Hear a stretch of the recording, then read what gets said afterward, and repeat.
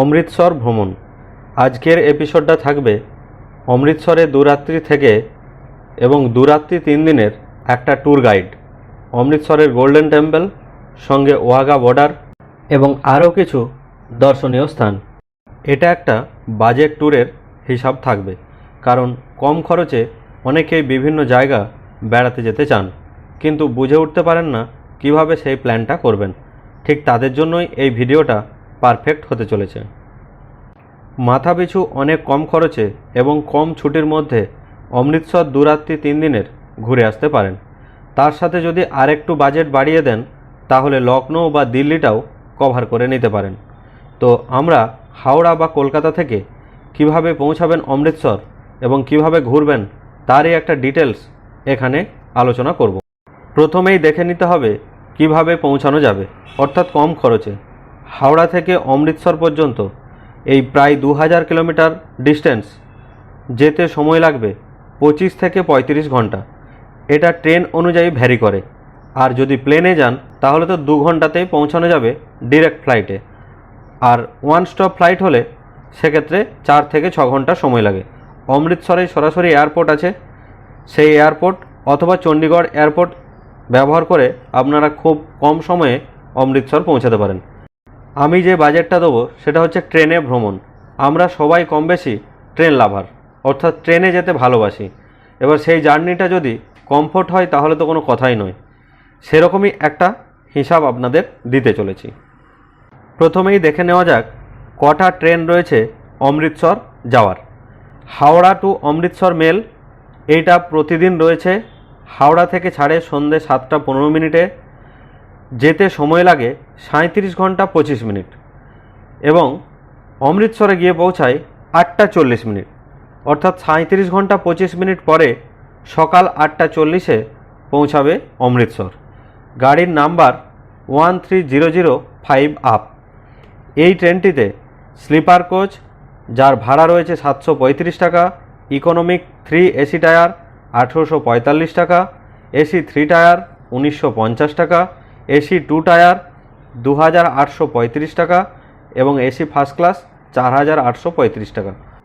কেউ যদি মনে করেন স্লিপারে যাব তাহলে তার মাত্র 735 টাকায় হাওড়া থেকে অমৃতসরে পৌঁছানো যাবে। এছাড়াও আরও বেশ কয়েকটি ট্রেন রয়েছে, যেগুলি হলো আমি লিস্টেড বলে দিচ্ছি। ডিরেক্ট অমৃতসর পৌঁছানো যাবে এরকম কয়েকটি train. Jallianwala Bagh express, train number 12379 up. 13টা 10 মিনিটে ছেড়ে 26 ঘন্টা 40 মিনিট সময় নেয়, প্রতি শুক্রবার ছাড়ে এবং অমৃতসর পৌঁছায় বেলা 3টে 50 মিনিটে। এই ট্রেনের ভাড়া স্লিপার ক্লাসে 760 টাকা, এসি 3 টায়ারের ভাড়া 1980 টাকা, এসি 2 টায়ারের ভাড়া 1860 টাকা আর এসি ফার্স্ট ক্লাসের ভাড়া 4865 টাকা। এছাড়াও আছে কলকাতা স্টেশন থেকে প্রতি মঙ্গলবার এবং শনিবার ছেড়ে যায় Durgiana express, train number 12357 up. ট্রেনটি ছাড়ে 12টা 10 মিনিটে। ট্রেনটি ছেড়ে যায় কলকাতা স্টেশন থেকে দুপুর 12টা 10 মিনিটে ছেড়ে 29 ঘন্টা 10 মিনিট পরে বিকেল 5টা 20 মিনিটে পৌঁছে যায় অমৃতসরে। এই ট্রেনটি স্লিপার কোচের ভাড়া 745 টাকা, এসি 3 টায়ারে 1945, এসি 2 টায়ার 1805 টাকা, এসি ফার্স্ট ক্লাস 4775 টাকা। এছাড়াও আরেকটি ট্রেন রয়েছে, সেটি হচ্ছে অকাল তৎ এক্সপ্রেস, ট্রেন নাম্বার 12317 আপ। এটিও যথারীতি কলকাতা স্টেশন থেকে ছাড়ে এবং সপ্তাহে 2 দিন, বুধবার এবং রবিবার। সকাল 7টা 40 মিনিটে ছেড়ে 33 ঘন্টা 40 মিনিট পরে বিকেল 5টা 20 মিনিটে অমৃতসরে পৌঁছায়। এটির স্লিপার কোচের ভাড়া 760 টাকা, এসি 3 ইকোনমিকের ভাড়া 1870 টাকা, এসি 3 টায়ারের ভাড়া 1980 টাকা, এসি 2 টায়ারের ভাড়া 1860 টাকা, এসি ফার্স্ট ক্লাসের ভাড়া 4865 টাকা। এই 4টি ট্রেন মোটামুটি ডিরেক্ট আপনি অমৃতসরে পৌঁছাতে পারেন। এছাড়াও আরও অন্যান্য ট্রেনে চণ্ডীগড় অথবা আম্বালা ক্যান্টনমেন্টে নেমে সেখান থেকে ট্রেনে বা বাসে ঘন্টা কয়েকের মধ্যেই অমৃতসরে পৌঁছে যেতে পারেন। অমৃতসর থেকে কেউ যদি মনে করেন কাশ্মীরের উদ্দেশ্যে যাবেন বা কাটরা বা বৈষ্ণোদেবী যাবেন, সেখান থেকেও কিন্তু ট্রেন চেঞ্জ করে অর্থাৎ লুধিয়ানা গিয়ে সেখান থেকে আপনারা কাশ্মীরে যেতে পারেন। কাটরা বা বৈষ্ণোদেবীও দর্শন করে আসতে পারেন। এছাড়াও অমৃতসর থেকে নাইট সার্ভিস বাস রয়েছে, যেগুলো দিল্লি এবং কাটরার সাথেও যুক্ত। এবার দেখে নেওয়া যাক অমৃতসর বছরের কোন সময় গেলে আপনার ঘুরতে সুবিধা হবে, অর্থাৎ best time to visit. October থেকে মার্চ মাস পর্যন্ত অমৃতসরে বেড়ানোর জন্য আদর্শ, অর্থাৎ এই সময় তাপমাত্রা বেশ সুন্দর এবং মনোরম থাকে, বেড়ানোর জন্য আদর্শ। তাছাড়াও বছরের অন্যান্য সময়গুলোতে গেলে একটু হিউমিড ওয়েদার পাবেন, সেক্ষেত্রে আপনার কষ্ট একটু বেশি হবে। অমৃতসর স্টেশনে নেমে প্রথমে কি করবেন, আমরাও যেটা করেছিলাম সেই ধারণাই আপনাদের দিচ্ছি। স্টেশনের আশেপাশে বাইরে বেরোলেই দেখতে পাবেন অনেক হোটেল রয়েছে, মোটামুটি 700-800 থেকে শুরু করে 3-4 হাজার 5 হাজার পর্যন্ত বিভিন্ন বাজেটের হোটেল পাবেন। এর জন্য কোথাও আপনাকে দূরে যেতে হবে না, স্টেশনের পাশেই লাগেজ নিয়ে হেঁটে বাইরে বেরিয়ে আসুন, আপনি হোটেল পেয়ে যাবেন। এই হোটেলটার সন্ধান আমি দিয়ে রাখছি। এছাড়াও আশেপাশে অনেক হোটেল আছে, আপনারা বাজেট হোটেল ঠিক করে নিতে পারেন। তো আমরা যেটা নিয়েছিলাম এটার ভাড়া ছিল 1000 টাকা পার নাইট। হোটেল থেকে বাইরে রাস্তা, পিএস ন্যান্সি গেস্ট হাউস একদম স্টেশনের পাশে। এই গেস্ট হাউসটা একদম স্টেশনের পাশে আমরা যেটা নিয়েছি, জাস্ট আমি দেখিয়ে দিচ্ছি। স্টেশন থেকে 2 মিনিট হেঁটে, মানে এটা আমরা স্টেশনের একদম কাছেই নিয়েছি, ওই কারণে যে হেঁটে যেতে হয়, লাগেজ টাগেজ নিয়ে যাতে অসুবিধা না হয়। এই যে স্টেশনটা দেখা যাচ্ছে, জাস্ট এই শ্রী দুর্গিয়ানা যাত্রী নিবাস, জাস্ট এই যে বাদিকে এই যে স্টেশনটা, এখান থেকে বেরিয়ে এসে সাই হোটেল, সাই হোটেলের একদম পাশের গলি, এই গলি দিয়ে ঢুকলেই আমাদের হোটেল। এছাড়াও যদি আপনারা বিনামূল্যে থাকতে চান তাহলে স্বর্ণ মন্দিরের ওখানে চলে যাবেন। একটা অটো নিয়ে বা টোটোয় করে স্বর্ণ মন্দিরের ওখানে গেলে আপনারা খালি বা রুম যদি থেকে থাকে তাহলে ডরমিটরি হিসাবে রুম পেয়ে যাবেন। ওখানে কিন্তু সম্পূর্ণ বিনামূল্যে থাকার ব্যবস্থা এবং খাওয়ার ব্যবস্থাও রয়েছে, অর্থাৎ ধর্মশালাতে যেরকম নিয়ম সেভাবেই কিন্তু চলে। এবার হোটেলে ফ্রেশ হয়ে কি করবেন, স্বর্ণ মন্দিরে অর্থাৎ অমৃতসর মেলে গেলে সব থেকে সুবিধা সকালের দিকে আপনারা অমৃতসরে নেমে যাবেন। অমৃতসরে নেমে হোটেল নিয়ে সেখানে একটু রেস্ট নিয়ে অমৃতসর স্বর্ণ মন্দির দর্শনের উদ্দেশ্যে চলে যেতে পারেন, অর্থাৎ বিকালের দিকে। একটা অটো ঠিক করে নেবেন, অটোর ভাড়া 200 টাকার মতো। এছাড়াও আপনারা যদি রুটের অটো পান তাহলে 20 টাকা ভাড়াতেও চলে যাবেন স্বর্ণ মন্দিরের কাছে। স্বর্ণ মন্দিরে ঢোকার টাইম, এই মন্দির দর্শনের নির্দিষ্ট কোনো টাইম নেই, 24 ঘন্টায় মন্দির খোলা থাকে। ভোরের দিকে যদি যান মন্দির দর্শনের জন্য আপনাকে লাইন দিতে হবে না। তাছাড়াও অন্যান্য সময় গেলে একেবারে মন্দিরে গর্ভ গিয়ে ঢোকার জন্য আপনাকে ঘণ্টাখানেক লাইন দিয়ে ঢুকতে হবে। এছাড়াও সারা দিন 24 ঘন্টার মধ্যে আপনি যে কোনো সময় যেতে পারেন এবং সম্পূর্ণ ফ্রি, কোনো রকম কোনো পয়সা লাগে না এই মন্দির দর্শনের জন্য।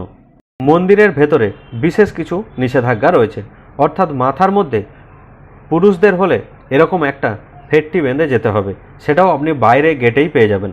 5 টাকা 10 টাকা মূল্যে পাবেন, অথবা ফ্রিতেও আপনাকে গেটের কাছে দেওয়ার ব্যবস্থা রয়েছে। আর মহিলাদের ক্ষেত্রে ওড়না বা এরকম কিছু বেঁধে যেতে হবে, অর্থাৎ মাথায় কোনো টুপি বা আপনি হাফ প্যান্ট এই জাতীয় পোশাক পরে মন্দিরের ভেতরে ঢোকা যাবে না। মন্দিরের ভেতরে ক্যামেরা অ্যালাউ রয়েছে, বাট আপনি কোনো সেলফি বা এই টাইপের ছবি তুলতে পারবেন না। কিন্তু ভিডিও কলে কথা বলে আপনি আপনার বন্ধুবান্ধব বা বাড়ির মানুষকে দেখাতে পারেন আপনার এই স্বর্ণ মন্দির চত্বর, বা 2-4টে ছবি তুলতে পারেন। কিন্তু বিশেষ করে ভিডিওগ্রাফি কিন্তু অ্যালাউ নেই, বা অন্যান্য কোনো ফটোগ্রাফির জন্য ক্যামেরা কিন্তু অ্যালাউ নয়।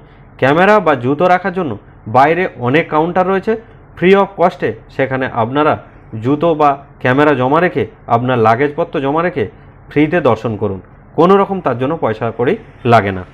মন্দির কিন্তু দারুণ পবিত্র স্থান, সেখানে আপনি ভেতরে ঢুকলেই বুঝতে পারবেন যে কতটা পবিত্রতার সাথে শিখরা এভাবে পালন করে আসছে। স্বর্ণ মন্দিরের বিশেষত্ব কি, মন্দিরের গম্বুজটা সম্পূর্ণ সোনার তৈরি। জীবনে প্রত্যেকেরই একবার ইচ্ছা হয় এই মন্দিরটা দেখে আসব, অর্থাৎ সোনার তৈরি মন্দির। এই মন্দিরটা চারপাশে জল দ্বারা পরিবেষ্টিত, মানে জলের মাঝখানে এই মন্দিরটি রয়েছে, এবং শিখদের জন্য সবচেয়ে পবিত্র একটি মন্দির। মন্দিরের ভেতরে টুপি বা হাফ প্যান্ট কোনোভাবেই অ্যালাউ নয়। কিন্তু মন্দিরটা প্রায় 400 কেজি সোনার পাতা দিয়ে তৈরি। এই মন্দিরের চারপাশে যে জল বেষ্টিত পুল রয়েছে, সেই পুলটি অমৃত সরোবর নামে পরিচিত, যা পবিত্র সরোবর একটি। শিখরা বিশ্বাস করেন যে এই পবিত্র পুকুরে স্নান করলে আধ্যাত্মিক মুক্তি লাভ ঘটে এবং এই মন্দিরে প্রায় 50,000 থেকে 1 লক্ষ মানুষের জন্য প্রতিদিন খাবার প্রস্তুত করা হয়। আমার মনে হয় ভারতের সবথেকে বড় লঙ্গরখানা অর্থাৎ খাবার তৈরির জায়গা রয়েছে এই মন্দির চত্বরে এবং একসাথে প্রায় কয়েক হাজার মানুষ বসে এখানে খাবার গ্রহণ করতে পারেন এবং তাও সম্পূর্ণ বিনামূল্যে, কোনো রকম তার জন্য টাকা পয়সা লাগে না। এখানে যে ব্যবস্থা, মানে পৃথিবীর কোনো জায়গায় এরকম সিস্টেম নেই। মানে প্রত্যেক জায়গায় ব্যাগ, প্রত্যেকটা গেটে ব্যাগ আর হচ্ছে আপনার জুতো রাখার ব্যবস্থা আছে এবং থাকা খাওয়া পুরো ফ্রি, কোনো পয়সা খরচা হয় না এখানে। অন্য অন্য যে ধর্মস্থানে যেরকম হয় পয়সা দাও পয়সা দাও, এখানে পয়সা কাউকে দিতে হয় না, নিতেও হয় না, ঠিক আছে? এত সুন্দর পরিষেবা। গোল্ডেন টেম্পল বা স্বর্ণ মন্দির দর্শন করে পাশেই আপনারা দেখে নিতে পারেন জালিয়ানওয়ালাবাগের হত্যাকাণ্ডের সেই বিশেষ মাঠটি, যেখানে হাজার হাজার শিশু, মহিলা এবং পুরুষকে হত্যা করা হয়েছিল 1919 সালের সেই দিনটিতে। এই জালিয়ানওয়ালাবাগের হত্যাকাণ্ড ভারতের ইতিহাসেও এক গুরুত্বপূর্ণ অধ্যায় রূপে বর্ণিত রয়েছে। এখনও সেখানে গেলে দেখা যায় বিভিন্ন রকমের বুলেটের দাগ, যেখানে ব্রিটিশ জেনারেল ডায়ার তার নির্দেশেই চলেছিল হাজার হাজার গুলি। সেই গুলির ক্ষত এখনও প্রত্যেক ভারতবাসীর মনে জ্বলজ্বল করছে এবং যেখানে হত্যা করা হয়েছিল বেশ কয়েকশো মানুষকে, সেই নিরীহ প্রাণগুলো কয়েক মিনিটের মধ্যেই লুটিয়ে পড়েছিল মাটিতে। যার উত্তরে অর্থাৎ আমাদের বিশ্বকবি রবীন্দ্রনাথ ঠাকুর তার নাইট উপাধি ত্যাগ করেছিলেন এই নির্মম হত্যাকাণ্ডের জন্যই। এবং এখানে সেই উদ্দেশ্যে একটি 15 মিনিটের শো দেখানো হয়ে থাকে, তাও সম্পূর্ণ বিনামূল্যে। অর্থাৎ ব্রিটিশরা কিভাবে গুলি চালিয়েছিল এবং তার ইতিহাসের বর্ণনা এখানে সুন্দরভাবে তৈরি করা হয়েছে এবং এটা দেখতে প্রায় ঘন্টাখানেক সময় লাগবে। তবে এটি খোলা থাকে সকাল থেকে মোটামুটি বিকাল পর্যন্ত। এবার দেখে নেওয়া যাক অমৃতসর থেকে কিভাবে ওয়াঘা বর্ডার যাবেন। অর্থাৎ অমৃতসর থেকে ওয়াঘা বর্ডারের দূরত্ব 32 কিলোমিটার, সময় লাগবে প্রায় 1 ঘন্টার মতো।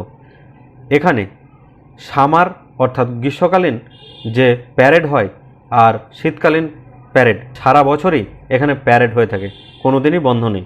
কিন্তু গরমকাল এবং শীতকালের সময়টা দুরকম। শীতকালে শুরু হয় বিকেল 4:15 থেকে প্যারেড, আর গরমকালে শুরু হয় বিকেল 5:15 থেকে। এই ওয়াঘা বর্ডার এটা আমাদের ভারত এবং পাকিস্তানের একটা গুরুত্বপূর্ণ বর্ডার। এই বর্ডারে দুই দেশের পতাকা উত্তোলন এবং আর্মিদের মধ্যে এই প্যারেডটা খুবই গুরুত্বপূর্ণ। আপনারা গেলে এটা অবশ্যই দেখে আসবেন। এখানে ভিজিটের টাইম সকাল 10টা থেকে বিকেল 4টে পর্যন্ত, তার জন্য কোনো এন্ট্রি ফি লাগে না। অটোতে গেলে 500 টাকার মতো ভাড়া লাগে, আর গাড়িতে গেলে 1000 থেকে 1500 টাকা। তবে একটু আগে যাওয়ার চেষ্টা করবেন, কারণ দুপুরের মধ্যে বেরোলে তবেই কিন্তু ওই প্যারেড গ্রাউন্ডে আপনি ঢুকতে পারবেন। তাছাড়াও এখানে প্রচণ্ড ভিড় হয়ে থাকে। এই ভিড়ের মধ্যে গাড়ি থেকে নেমে অনেকটা আপনাকে হাঁটতে হবে। সেই হাঁটাটা এড়াতে চাইলে অবশ্যই আগে আগে যাবেন, কারণ প্যারেড শুরু হওয়ার অনেকটা আগে বেরোলে তবেই আপনি প্যারেড গ্রাউন্ডে পৌঁছাতে পারবেন এবং ভালো জায়গা নিয়ে বসে প্যারেডটা উপলব্ধি করতে পারবেন। এই দুই দেশের যে প্যারেড এবং তাদের যে বিনিময় এবং দুই দেশের যে পতাকা উত্তোলন এক দারুণ মর্মস্পর্শী, আপনার হৃদয়ে দাগ কাটবে, যা সারা জীবন মনে রাখার মতো। ওয়াঘা বর্ডার যাওয়াটা এটা দ্বিতীয় দিনে রাখবেন। প্রথম দিন গিয়ে গোল্ডেন টেম্পল, জালিয়ানওয়ালাবাগ এগুলো দেখে নেবেন। দ্বিতীয় দিনে ওয়াঘা বর্ডারের প্যারেড এবং আশেপাশের কিছু দ্রষ্টব্য স্থান সেগুলো ঘুরে নিতে পারেন এবং ডে 3তে আপনারা কিন্তু ব্যাক করে চলে আসতে পারেন। তাছাড়াও সেখান থেকে কাটরা বা বৈষ্ণোদেবী যেতে পারেন এবং না হলে আপনারা দিল্লি বা লখনৌ দু একটা স্পট কভার করে বাড়ি ফিরে যেতে পারেন। এটা হবে সব থেকে কম খরচের ট্যুর। একমাত্র স্লিপার ক্লাসে গেলেই খরচটা কম হবে। আর আপনারা ওখানে গিয়ে যদি অমৃতসর স্বর্ণ মন্দিরে ডরমিটরি রুমে বা এরকম ধর্মশালায় থাকতে পারেন, তাহলে ফ্রি অফ কস্টে খাবার এবং থাকাটা ফ্রি হয়ে যাবে। তাছাড়াও মোটামুটি কম বাজেটের হোটেল নিলে অনেকটা কম খরচে হয়ে যাবে। মোটামুটি 4 থেকে 6 জনের যদি গ্রুপ যান তাহলে খরচটা মাথা পিছু 5,000-এর মধ্যে চলে আসবে। তো বন্ধুরা, ভিডিওটা যদি ভালো লেগে থাকে অবশ্যই লাইক, শেয়ার আর আপনার মতামত কমেন্টে জানাতে ভুলবেন না। ধন্যবাদ, ভালো থাকবেন, সুস্থ থাকবেন। পরে আবার এরকম ট্যুর প্ল্যান নিয়ে আসবো আমাদের চ্যানেলে।